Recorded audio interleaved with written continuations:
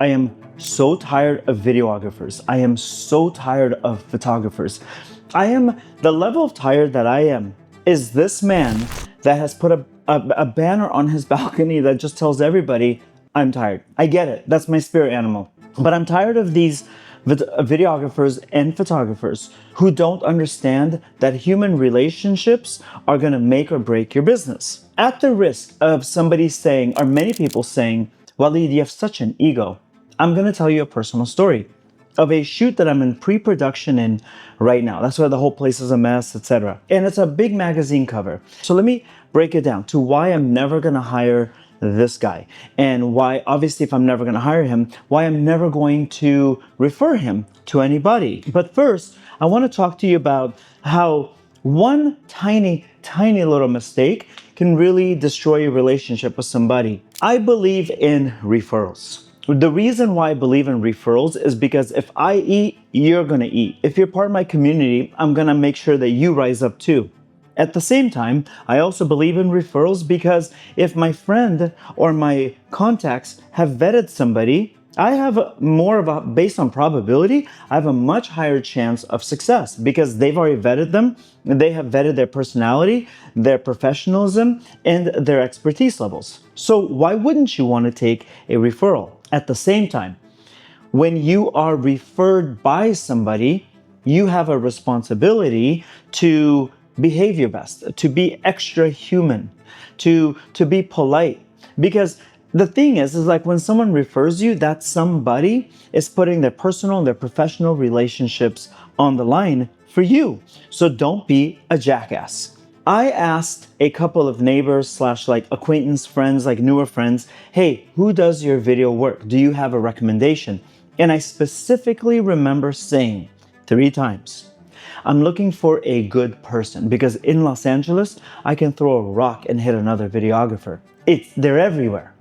So I'm looking for a good person. They're like, oh my God, you got to contact our person. And they are fashion designers, okay? And successful ones too. You got to contact our person. He's great. And he's become like family to us. Great. That's the kind of person that I want to bring on my team. I contacted this person via Instagram, and you can see it on screen, and I've protected I've protected all parties by blurring it out, okay? So-and-so recommended you for some behind the scenes video. I looked at your work. It's great. Complimentary already. I told them who referred them. Okay. I looked at your work. It's great. I'm right now looking to see if I can put a budget together for behind the scenes for a magazine shoot. It would be for blank magazine, but I promise you it's an A-list magazine. So it'd be great for the portfolio of this new younger person. So you know, editorials are horrible with budgets. I said editors, but I meant editorials. And then I continued on to say, I wanted to know if you had availability on the 22nd. And if so, what your day rate would be just to film. So I've already said, you're just gonna film. I've like not said how many hours, and I just said, what would your rate be? I didn't say I only have this much. I want to respect another artist's rate and see if I can fit them in. He responded about an hour later, which is no problem. And he said, hey there, nice to meet you. Yes, I'm available on the 22nd. That's great. And then he said, my day rate for filming only is $1,500. Let me know. Now, between me and you, I think that rate is a little bit higher, but if that person is recommended, I'll pay a little bit more because I just get a higher chance based on probability, a higher chance of success. And then I responded back, as you can see right here, by saying, your work is great. Compliment, ding. And you're worth the rate, ding, ding. Okay. But I'm working on an editorial for so-and-so magazine, and they don't have that kind of budget. For this one, not for future ones, for this one, I will have to respectfully decline. Not say no, I will have to respectfully decline because we cannot afford your rate. Not you're too expensive. We cannot afford your rate. And I hate to bargain anyone's rate down. When you tell me that's your rate, that's your rate. Now, if you want to come back with a lower rate, that's on you, but I'm going to respect your rate. And then I said, door wide open, I said, I hope there's something in the future we can work on together. I've been on scene. I've been ghosted ever since last Thursday, or like 2 days, which are Thursday, this a couple days ago. Now, this is where, when I put this on Threads, there were some screen captures where people were saying, oh, you have such an ego, etc. And most people got it.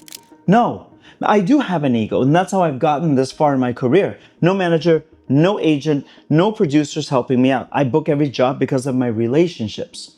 So when you are super like, hey there, totally, here's my rate, I'm assuming you're a friendly person until you didn't get the job because of the rate that you named. And that's okay that that is your rate. And then you went LA on me and ghosted, totally ghosted, super phony, super fake LA.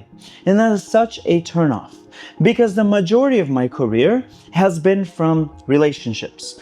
And the majority of my career are relationships that have sometimes worked out the first try, sometimes worked out the third try. But they've worked out because we've talked and we've been humans. And every single time, I say things like, hey, thank you for considering me. Thank you for contacting me. I hope we get to do something in the future. Ghosting me is insanity. It's just like ending the conversation and we're done. Yeah, my ego hurts, but actually my heart hurts more for this kind of a person, because not only am I never going to hire you, I'm never going to refer you. Here's a screen capture right here of when I left the studio. The first thing I did is contact my friend Evan, and he is a co-owner of a really big production company, super successful production company. And I said, hey, I just visited a studio. They were so kind, great space, etc., etc. Contact them and put them on your list, because I want to help people, because I want to share my contacts and then my friends share their contacts with me. That's how it works. So this person is never going to make it on a text thread to my other friends and say, I just met a great videographer. In fact, I am now going to go and tell the people that referred him and say, hey, since you said he's a friend of yours, since you said he's like family, then I need you to have a family conversation with him. Not because he hurt my ego, but because I want him to do well, the jackass that he is. And I want him to understand that you can't just be like nice guy and then done. Humanity matters. Your business has to contain humanity. So when you guys don't get a job, say thank you. Thank you for considering me. Even a thumbs up, which is rude, but it's not as rude as. Thank you so much for considering me. I wish you luck on this project. At the same time, I'd like to finish with you a makeup artist that was put on hold for the same job. He said, hi, yesterday.